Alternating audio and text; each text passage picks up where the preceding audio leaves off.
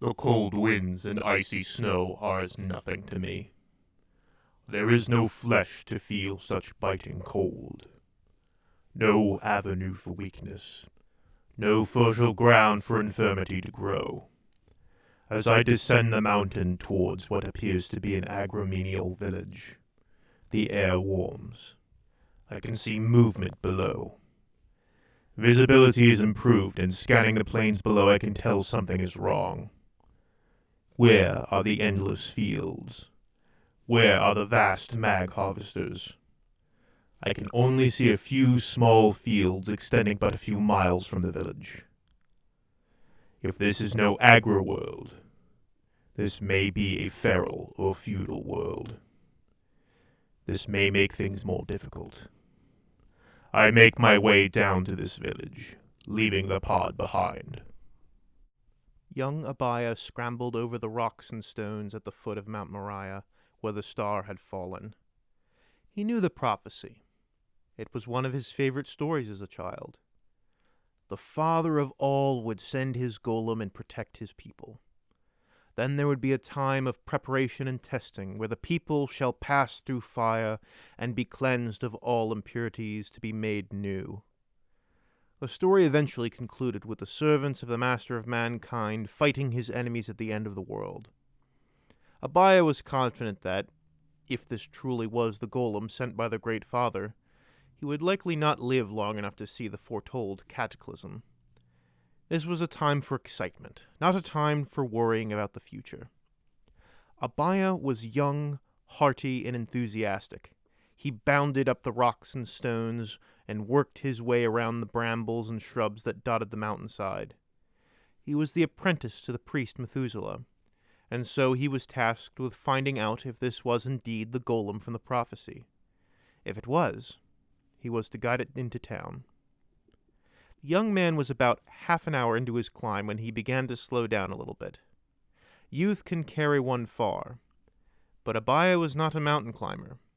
He knew how to take care of Methuselah's needs, and how to read the sacred scriptures. He was by no means a soft-bodied young man, but he was not as strong as Talmon the blacksmith, or as swift as Benjamin the shepherd. A little longer, and he was breathing heavily. It was only about 1/4 of the way up the mountain. Abaya took a moment to catch his breath and look back up to where the shooting star had struck. He looked at the ground, put his hands on his hips, and shook his head at the distance he still had to climb. As he did so, he felt a cold metal hand on his shoulder.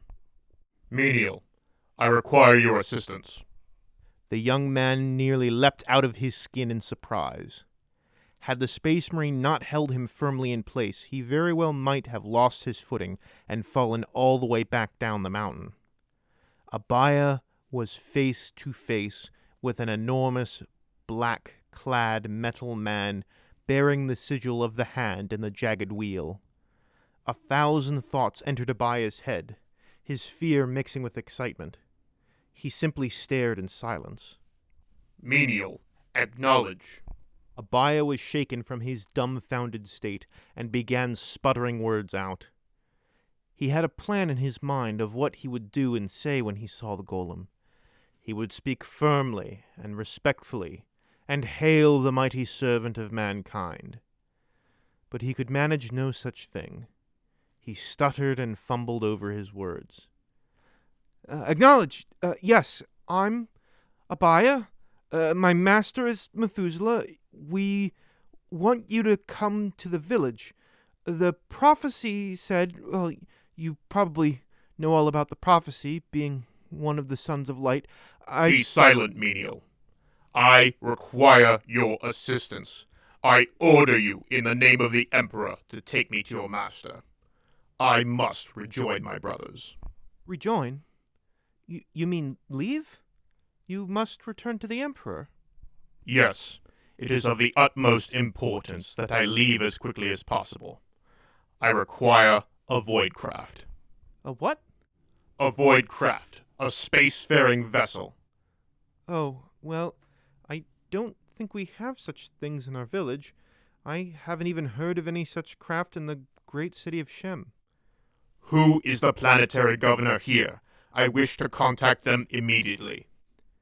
Who governs us? Well, the elders and the priests make decisions for the village, but we have no king save the emperor. You mean to tell me that you know of the Emperor, but there is no planetary... Phanuel Metellus turned away from Abaya in frustration. It was clear that this boy knew nothing. Take me to your elders. I would speak with them on this matter. Abaya flushed red with embarrassment. He felt like he was giving all of the wrong answers. He ran up the mountain full of excitement, hoping to bring the golem into town with all manner of pomp and circumstance. And now he just felt like a fool. I can take you. This way. Good. Speed is of the utmost import.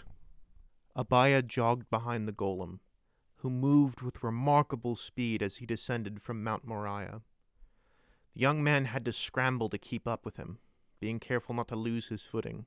The young man hoped that if there were to be any sacred scriptures written about this event, that this part would be left out of it. As they descended, Abaya's head filled with questions. This was clearly the golem as foretold. But why must he leave so quickly?